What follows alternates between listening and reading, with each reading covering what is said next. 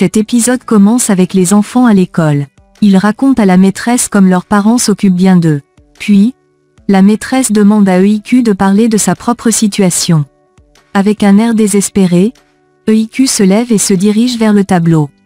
Elle commence à lire un texte où elle explique comment sa tante la traite depuis la mort de ses parents. Elle raconte que sa tante la considère comme sa propre fille, la nourrit, l'aide avec ses devoirs et veille sur elle avec amour. Cependant, en réalité, EIQ sait que tout cela est faux.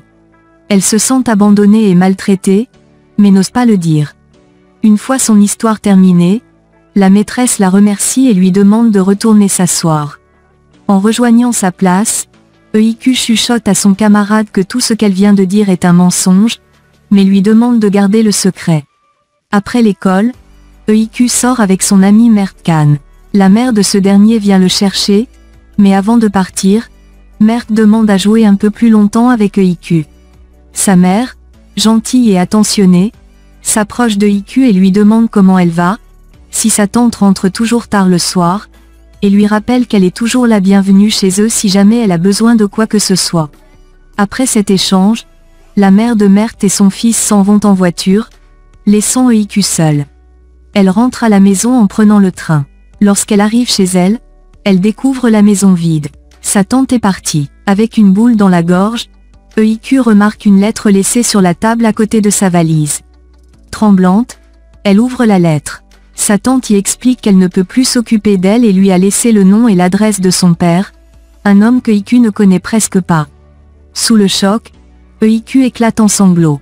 Elle se sent plus seule que jamais, trahie par la seule personne qui devait prendre soin d'elle. Au même moment, on voit un homme poursuivi dans la rue pour avoir volé. Il réussit à s'échapper et va confronter son partenaire, furieux que le tableau qu'il était censé voler soit un faux. Son partenaire, surpris, se défend en affirmant qu'il ne savait pas que c'était une contrefaçon. Malgré cela, l'homme, furieux, le met à la porte de sa maison. Peu après, la police arrive. Il demande qui est Demir, et l'emmène au poste de police, tandis que son ami lui promet de tout faire pour le sortir de là. Pendant ce temps, EIQ, avec sa valise à la main, prend le bus et se dirige vers l'adresse que sa tante lui a laissée. En parallèle, l'ami de Demir passe des coups de fil pour tenter de libérer Demir de sa cellule. Lorsque EIQ arrive enfin à l'adresse indiquée, elle se retrouve devant un homme qui nie être Demir. Confuse, elle lui demande alors son identité. Il lui demande à son tour qui elle est. EIQ lui répond, choqué, qu'elle est sa fille. Stupéfait, l'homme l'invite à entrer chez lui pour discuter. Une fois à l'intérieur, il commence à lui poser des questions. EIQ lui raconte que sa mère est décédée à sa naissance et que c'est sa tante qui a pris soin d'elle depuis. Mais aujourd'hui, sa tante l'a abandonnée. Elle lui montre ensuite la lettre que sa tante a laissée, dans laquelle elle explique la situation et donne l'adresse de Demir. L'homme, visiblement gêné, ne sait pas quoi répondre. Il décide alors d'appeler l'avocat de Demir pour lui signaler que sa fille est là.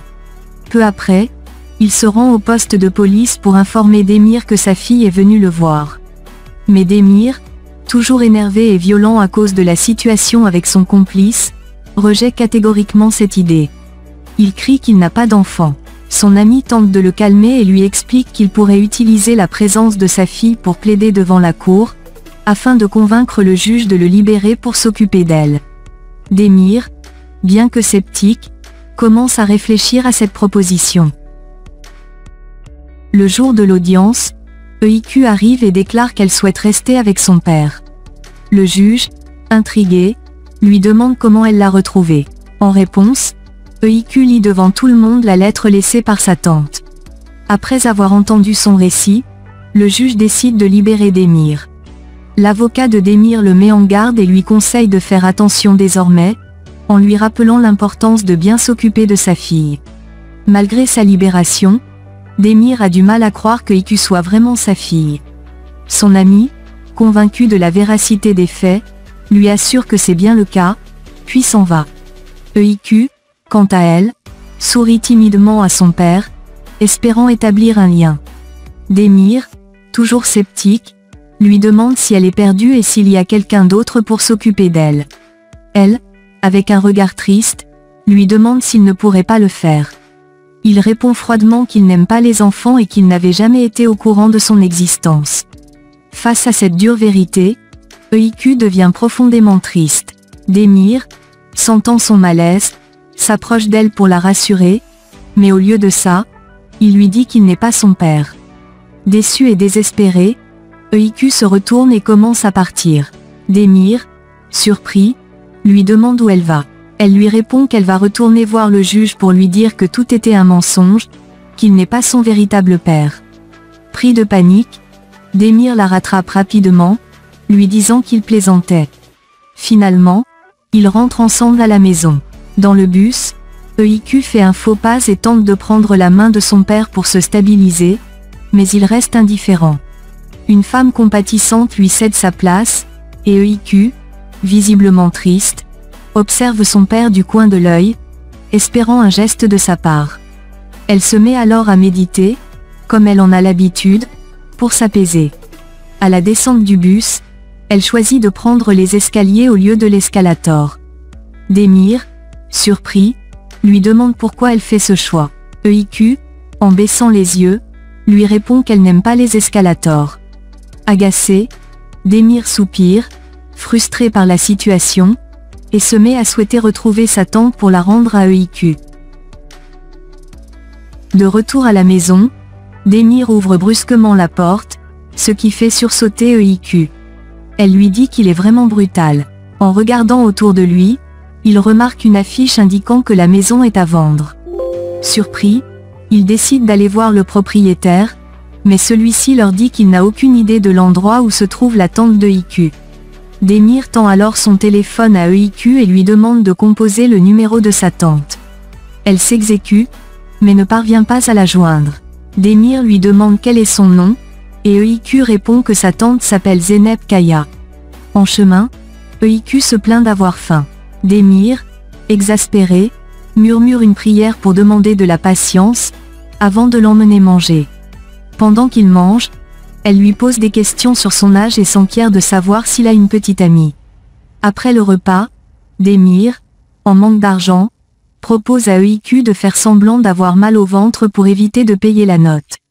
EIQ refuse catégoriquement, affirmant qu'elle ne peut pas faire ça.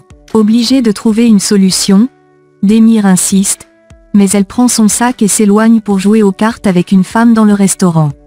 À la surprise de Demir, EIQ revient avec l'argent qu'elle a gagné et lui tend de quoi régler la facture. Impressionné, ils payent, et ils s'en vont. Dehors, EIQ, inquiète, lui dit qu'ils n'ont plus d'argent et qu'ils risquent de mourir de faim. De son côté, Jandan, la femme avec qui EIQ a joué aux cartes, sort également du restaurant et les observe discrètement. Pendant ce temps, Demir et EIQ arrivent chez lui. En entrant, elle aperçoit un chien et se précipite pour le serrer dans ses bras, toute joyeuse. Mais une fois à l'intérieur, EIQ est choquée par le désordre qui règne dans l'appartement. Elle aperçoit un cafard et pousse un cri de panique. Demir intervient rapidement, tue l'insecte et le jette dehors. EIQ lui rappelle qu'elle a encore faim et, curieuse, commence à lui poser des questions sur sa mère. Mal à l'aise, Demir ne sait pas quoi répondre. De son côté, Jandan s'occupe des chevaux lorsque son téléphone sonne. Elle décroche et apprend une terrible nouvelle, son père vient de décéder.